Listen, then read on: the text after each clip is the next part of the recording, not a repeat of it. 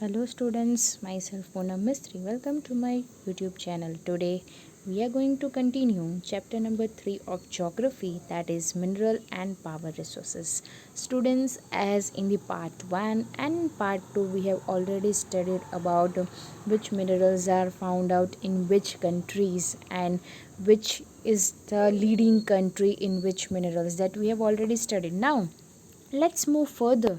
The next topic is the uses of minerals. Now we have studied about the minerals, but what are the uses of minerals? So when we talk about the minerals, then minerals, first of all, they are used in many industries, like, and minerals for gems, hard set in various jewelry styles also, means it is used for gems. जो minerals gems के लिए, gemstones के लिए use होते हैं, right, are usually hard, so they are then set in various styles for jewelry. तो जो gems वाले जो होते हैं stone type हम बोलते हैं, तो generally they are very hard, तो उसको ज्वेलरीज में, लाइक हम रिंग में वो जेम स्टोन पहनते हैं, तो they are set in various style specially for jewellery.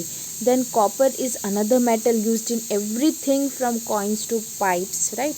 Copper भी एक मेटल है जो कॉइन्स टू पाइप तक सब में हम कॉपर यूज़ करते हैं. देन सिलिकॉन की हम बात करें तो silicon is used in the computer industry and it is obtain from quartz, right. So ये सब जो है सिलिकॉन जो कंप्यूटर इंडस्ट्री में यूज़ होता है वो क्वार्ट्ज में से, मतलब माइनिंग का एक टाइप है जहाँ से हमें ये सिलिकॉन मिलता है. Then when we talk about aluminium, aluminium obtain from its ore, aluminium extracted from its ore, मतलब ओर से हम जब एक्सट्रैक्ट करते हैं तो पहले वो ओर होता है, डायरेक्टली वी कांट यूज़, जैसे कि आयरन ओर, मतलब जब हम आयरन को एक्सट्रैक्ट करते हैं तो तब वो आयरन ओर होता है जो रॉ मटेरियल है, फिर हम उसको प्रोसेसिंग करते हैं, फिर हम उसको आयरन बोलते हैं. वैसे ही जो aluminium extracted from its ore जो है, bauxite is used in automobile industry में यूज़ होता है, एरोप्लेन्स में यूज़ होता है, बॉटलिंग इंडस्ट्रीज़ में, बिल्डिंग्स एंड किचन कुकवेयर में, ये सब जगह पे हम एल्यूमिनियम यूज़ करते हैं. किचन कुकवेयर में बिकॉज एल्यूमिनियम यूटेंसिल्स होते हैं उसमें हम एल्यूमिनियम को यूज़ करते हैं, right. So that was about the uses of minerals. This is important for 2 marks, so you have to write 4 points, that is already given, right, in your textbook also it is given. Next point is conserving minerals, like conservation of minerals is also necessary.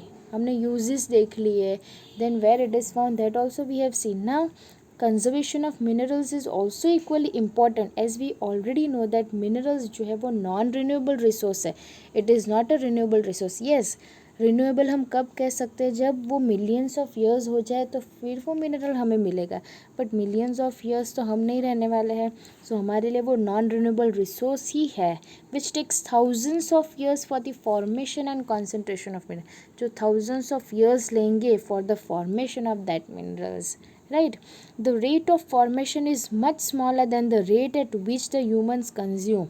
जो rate, मतलब जो तरीके से वो form होता है, जितना time वो कंज्यूम करता है फॉर्म करने में, वो तो इतना ज़्यादा है, like thousands and millions of years लगते हैं, लेकिन जब यूज़ करते हैं तो यूज़ जो है वो बहुत शॉर्ट पीरियड में we are using it, we are consuming it and it is being exhausted, right. So the rate at which the formation of minerals is taking place is much larger, like, than the rate at which human consume these minerals. It is necessary to reduce wastage in the process of mining. जब हम mining करते हैं तो at that time wastage नहीं होना चाहिए minerals का wastage होगा तो प्रॉब्लम्स हो सकती है. So we should take in mind, means we should remember that thing कि while mining this should not happen.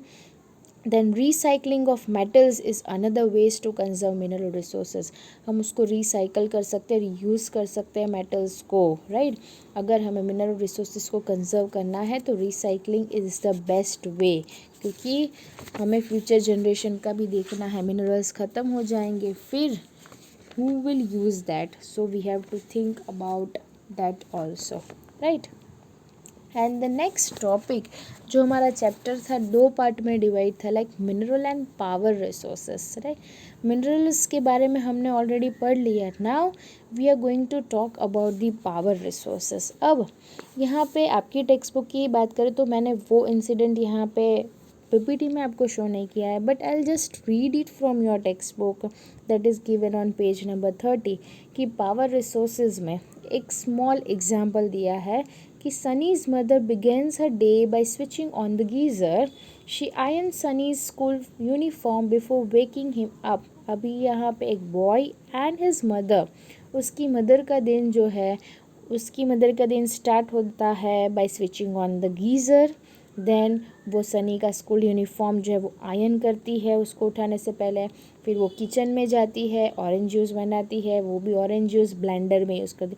सो यहाँ पे हमें वो सब काम नहीं है कि वो क्या काम कर रही थी एंड ऑल.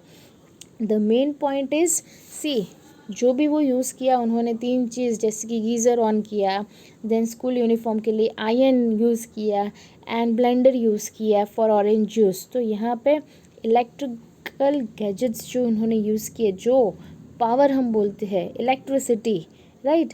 तो ये सब पावर रिसोर्सेज में आएंगे. मतलब our day begins with power resources only, which is very important in our life.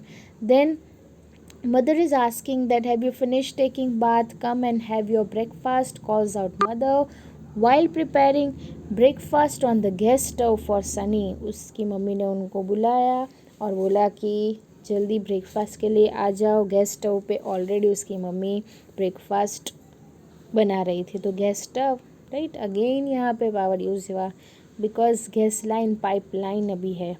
While going to school, Sunny forgets to switch off lights and fans.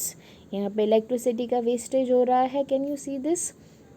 When mother switched them off, she thinks that life in the cities may be more comfortable, but its dependency on more and more gadgets, all of which consume energy, has led to a wide gap between the demand and the supply.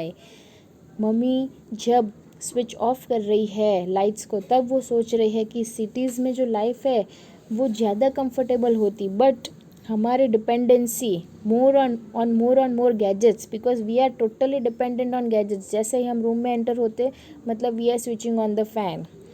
तो यहाँ पे people को demand और supply की पता ही नहीं कि हमारे पास जो रिसोर्सेज है वो बहुत कम है, बट उसकी डिमांड बहुत ज़्यादा है. And we know that with the advent, that is with the introduction of science and technology, हमारी जो lifestyle है that is changing very fast. So now here our topic is that power resources, और power बोल सकते हैं तो energy, it plays a vital role in our lives.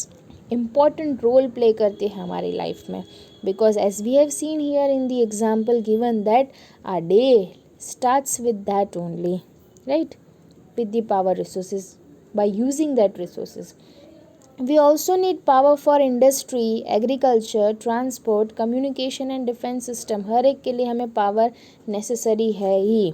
Power resources may be broadly categorized as conventional and non-conventional resources.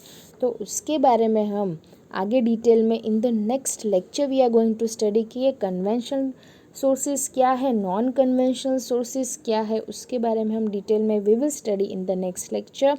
यहाँ पे सिर्फ power resources तक हमने पढ़ा.